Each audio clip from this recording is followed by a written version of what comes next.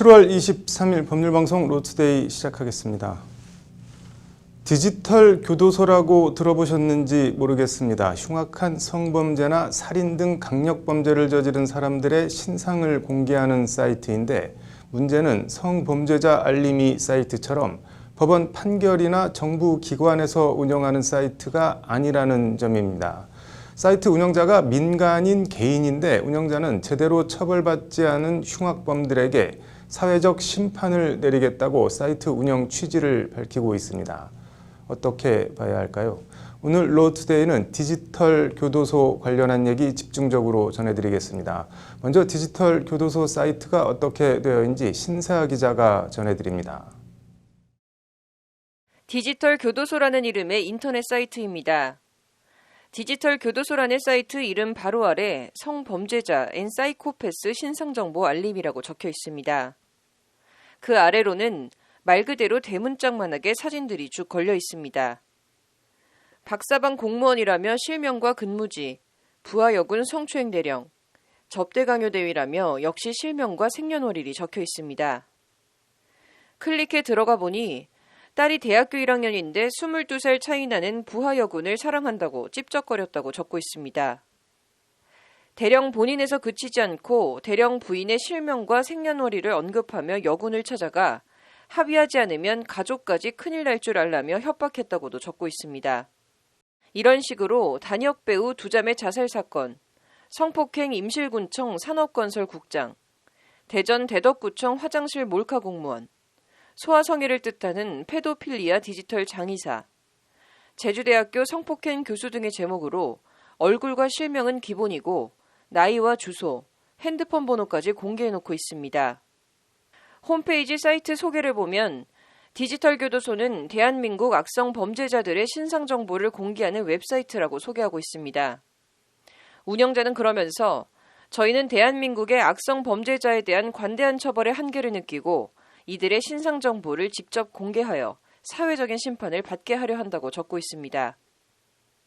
사법부의 솜방망이 처벌로 인해 범죄자들은 점점 진화하며 레벨업을 거듭하고 있다. 범죄자들이 제일 두려워하는 처벌, 즉 신상 공개를 통해 피해자들을 위로하려 한다는 것이 운영자의 말입니다.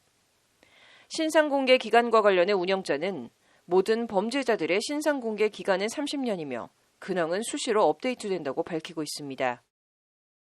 그게 가장 근본적인 이유가 우리나라에서의 어떤 법 집행이라든가 사법 처리가 너무 약하다.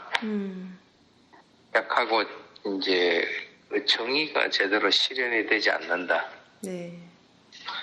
그러니까 이제 정의가 제대로 실현이 되지 않기 때문에 소위 얘기하는 공적인 처벌이 아니고 시민들이 독자적으로 구성을 해가지고 사적인 처벌을 하겠다는 거거든요. 사회적으로 매장을 시키겠다. 그런 의미로 우리가. 현재까지 디지털 교도소의 신상 정보가 공개된 이른바 디지털 감옥에 수감된 사람은 100여 명 정도 됩니다. 디지털 교도소 응원합니다. 대박이다. 디지털 교도소야말로 정부가 해야 하는 것 아니냐는 등의 디지털 교도소를 지지하고 응원하는 댓글들이 줄을 이루고 있습니다. 흉악 범죄에 대한 솜방망이 처벌, 미꾸라지처럼 법을 피해 나가는 가해자에 대한 분노, 그런 가해자들을 잡아내지 못하는 사법 시스템에 대한 무력감, 피해자만 계속 피해자가 되는 현실 등이 복합적으로 작용해 엄청난 반향을 일으키고 있는 겁니다. 실제 세계 최대 아동 성착취물 사이트 운영자 손정호에 대해 법원이 미국 송환 불허 결정을 내리자 디지털 교도소 사이트엔 해당 판사들의 사진과 실명, 생년월일 등이 손정호와 함께 공개됐습니다. 거칠게 표현하면 송환 불허 결정을 내린 판사들이 손정호와 함께 디지털 교도소에 수감돼 갇힌 겁니다. 그리고 댓글엔 인간이야 XX를 그냥 냅두다시피 한 판사들과 이 나라가 더 나쁘다는 식의 비판과 인신 공격성 발언도 쇄도하고 있습니다. 사법제도에 대한 불신을 여과 없이 드러내고 있는 겁니다. 디지털 교도소라는 사이트의 등장과 이에 대한 네티즌들의 열광은 그 취지와 목적의 정당성에도 불구하고 정보통신망법상 명예훼손이라는 실정법 위반을 어떻게 해소해야 하는지 불법 정보 공개 사이트로 사이트를 폐쇄해야 하는지 같은 딜레마도 함께 던져주고 있습니다. 법률방송 신세아입니다. 네, 디지털 교도소 얘기 이어서 하겠습니다. 앞서 리포트를 했던 신세아 기자가 나와 있습니다. 신 기자, 가장 궁금한 게 이 사이트 운영자가 어떤 사람인지 알려진 게 있나요?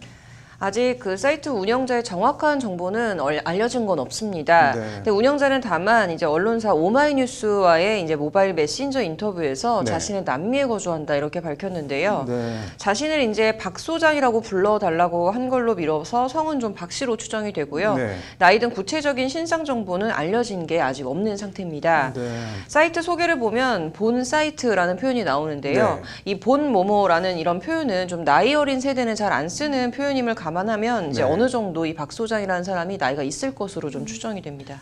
사이트 들어가서 보니까 신상을 공개한 사람들의 정보가 상당히 뭐 구체적이고 방대하던데 이거는 어떻게 수집을 했을까요? 이것도 사이트 소개를 보면 네. 저희는 대한민국 악성 범죄자에 대한 관대한 처벌의 한계를 느끼고라는 이제 표현이 나옵니다. 네. 네, 저는이 아니고 여기서 이제 복수를 뜻하는 저희라는 표현이 나오는데요. 네. 이제 좀 함께하는 사람이 있는 거 아닌가라는 추측을 네. 해볼 수 있습니다. 그래서 이와 관련 사이트 운영자는 언론 인터뷰에서 네. 2명의 조력자와 이제 50여 명의 배심원단이 있다라고 이제 밝힌 바 있습니다. 배심원단이라는 건 뭘 말하는 건가요?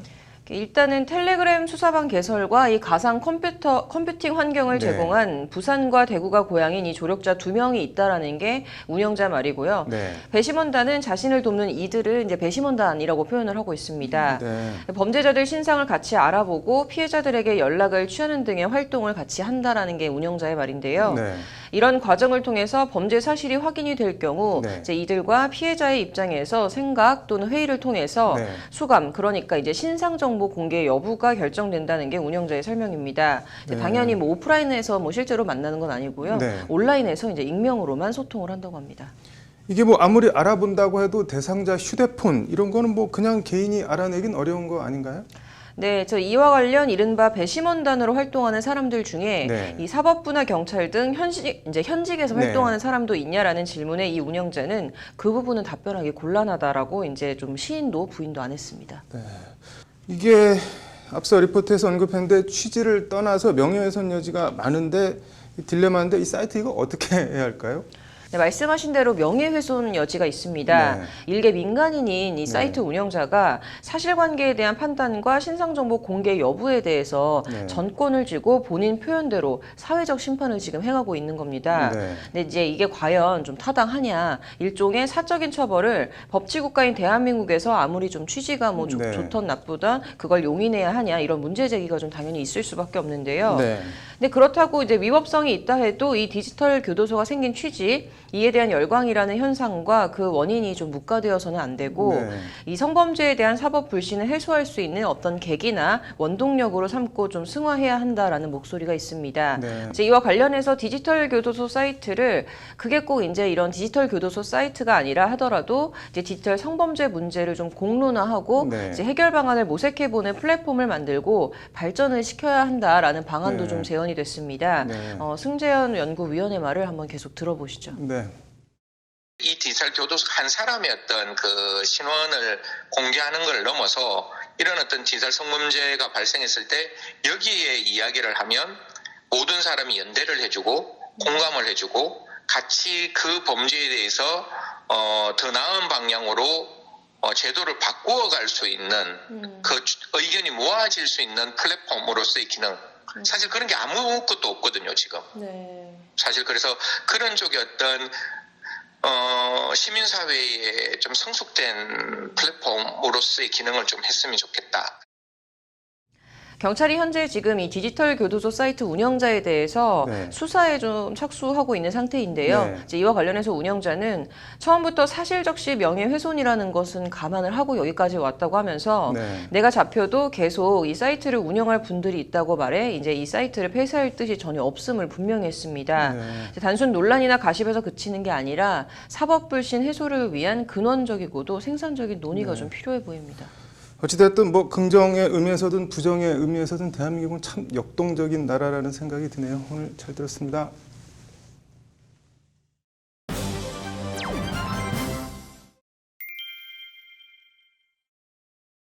네, 디지털 교도소 법적 쟁점 짚어보겠습니다. 윤수경 변호사의 이슈 속 법과 생활입니다. 이게 뭐 악성 범죄자의 직접 사회적 심판을 받게 하겠다는 명분인데 이게 법적으로는 어떻게 되나요? 네, 법률적으로 살펴보게 되면 네. 그 정보통신망법 이용 촉진 및 정보보호 등에 관한 법률, 이제 일명 정통망법인데요. 네. 그 정통망법상 이제 명예훼손이 될 소지가 있습니다. 네. 정통망법은 제70조에서 네. 사실적시에 의한 명예훼손죄와 네. 허위사실적시에 의한 명예훼손죄를 규정을 하고 있습니다. 네. 비방할 목적이 인정이 된다면 네. 사실이라고 하더라도 명예훼손이 성립할 수가 있습니다. 네. 이때 이제 비방할 목적이라는 것은 이제 공공의 이익과는 상반되는 개념이라고 볼 수가 있는데요. 네. 적시한 사실이 객관적으로 볼 때 네. 공공의 이익에 관한 것인 경우에는 그 비방할 목적이 부정될 수는 있습니다. 네. 실제로 그 대구지방경찰청 사이버수사대는 네. 그 정통망법 등에 관한 이제 법률 위반 혐의로 네. 디지털교도소 운영자 등을 수사하고 있다고 지난 13일에 밝히기도 했습니다. 네. 이게 뭐 예전에 뭐 강남 패치, 한남 패치 뭐 이런 무슨 패치라고 해서 일반인들 신상 공개했던 사이트들이 있지 않았었나요? 네, 그 지난 2016년에 네. 그 강남 패치, 뭐 한남 패치 등의 계정 운영자들은 네. 성매수, 성폭력 남성을 고발한다. 네. 유흥업소에서 돈을 번 것을 숨기고 제2의 인상을 산다 등의 이유를 내세우면서 네. 일반인의 신상을 공개를 했었습니다. 네. 결국에는 그 강남 패치 운영자였던 네. 정모 씨가 명예훼손으로 징역 10개월의 실형을 선고를 받기도 했는데요. 네. 그 재판부는 네. 그 정 씨가 피해자들을 비방할 목적이 없었고 네. 다른 사람의 제보로 글을 게시한 것이어서 관련 내용이 허위라는 인식이 없었다고 주장을 하지만 네. 진위를 제대로 확인하지 않고 피해자들의 명예가 훼손될 수 있는 글과 사진을 게시한 이상 유죄가 인정된다라고 설명을 했습니다. 네. 피해자에 대한 네. 그 악의적인 공격이기 때문에 네. 표현의 자유로 보호할 수 없다라는 취지의 판결로 볼 수 있겠습니다. 이게 그 이혼한 뒤 양육비 안 주는 양육비 미지급자 신상 공개 사이트 배드파더스 나쁜 아빠들 사이트 운영자는 1심에서 명예훼손 무죄 받지 않았나요? 네, 그렇습니다. 그 지난 1월에 네. 국민참여재판으로 진행된 재판에서 배심원단이 무죄의 의견을 냈고요. 네. 재판부가 이를 받아들여서 최종적으로 무죄를 선고했습니다. 네. 그 피고인은 양육비 미지급자에 대한 정보를 공개하는 활동을 하면서 네. 대가를 받는 등의 이익을 취한 적이 없고 대상자를 비하하거나 악의적으로 공격한 사정이 없다라고 하면서 네. 피고인의 활동은 양육비를 받지 못한 다수의 양육자가 고통받는 상황을 알리고 네. 지급을 촉구하기 위한 목적이 있어서 공공의 이익을 위한 것으로 볼 수 있다라고 네. 판단했는데요. 당사자 비방이 아닌 공익적인 목적이 인정되기 때문에 명예훼손은 무죄라는 취지의 판결로 볼 수 있습니다. 이게 그럼 디지털 교도소 운영자가 기소가 된다면은 배드파더스처럼 공익적 목적이 인정이 돼서 무죄가 되는 건가요? 어떻게 되는 건가요? 네, 지금 이제 이번 디지털 교도소의 경우에는 네. 그 1심에서 무죄를 선고받았던 배드파더스와는 좀 다르게 볼 수가 있습니다. 네. 범죄 행위의 사실 여부와는 관계없이 명예훼손죄가 성립할 수 있다고 생각을 합니다. 네. 가장 먼저 그 이유를 살펴보면은 네. 이제 확정 판결을 받은 범죄자만 공개하는 게 아니라 네. 아직 기소 전인 사람이나 뭐 재판을 비켜갔거나 네. 범죄 의혹은 있지만 재판을 받기 전인 사람도 포함이 되어 있기 때문인데요. 네. 그렇기 때문에 그 사이트의 신상을 공개하는 대상자를 네. 누가 어떻게 정하는지가 문제가 될 수 있습니다. 네. 그래서 운영진의 자의적인 판단에 의해서 무고한 피해자가 생길 수 있다라는 우려가 늘고 있는데요. 네. 실제로 이 사이트에서는 이제 최근에 네. 특정인의 신상 정보가 사실과 다르다는 항의를 받고 네. 삭제가 되었다가 다시 올라오는 일도 있었다고 합니다. 네.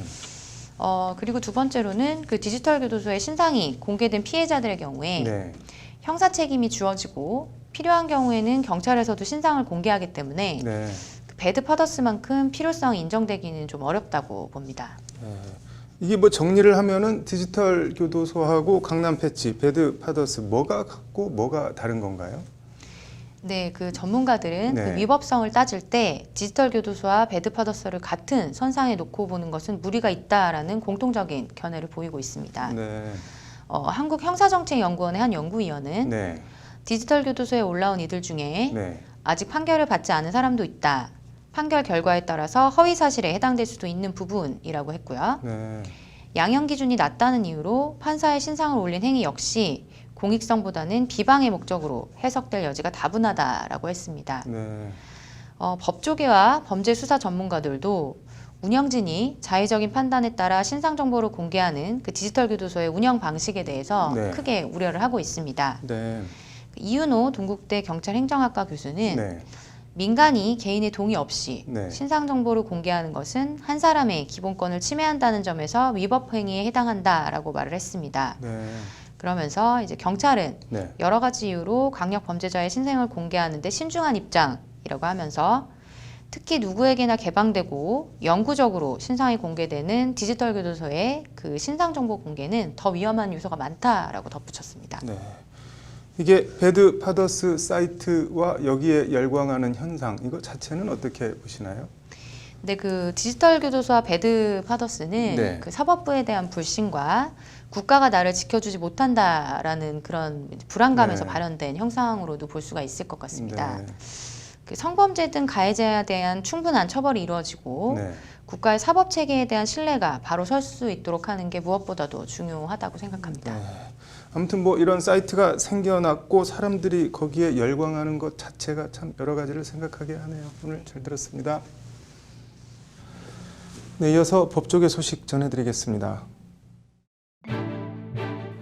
야당이 발의한 추미애 법무부 장관 탄핵 소추안이 국회 본회의에서 찬성 109표, 반대 170표로 부결됐습니다. 앞서 미래통합당과 국민의당 및 무소속 의원 110명은 지난 20일 추 장관 탄핵 소추안을 국회에 제출했습니다. 대법원이 편의점주가 아르바이트 채용을 미끼로 성추행을 했다면 업무상 위력에 의한 추행에 해당한다고 판단했습니다. 편의점주 A씨는 아르바이트생 구인 광고를 보고 연락한 10대 남성을 집으로 불러 부적절한 신체 접촉을 한 혐의입니다.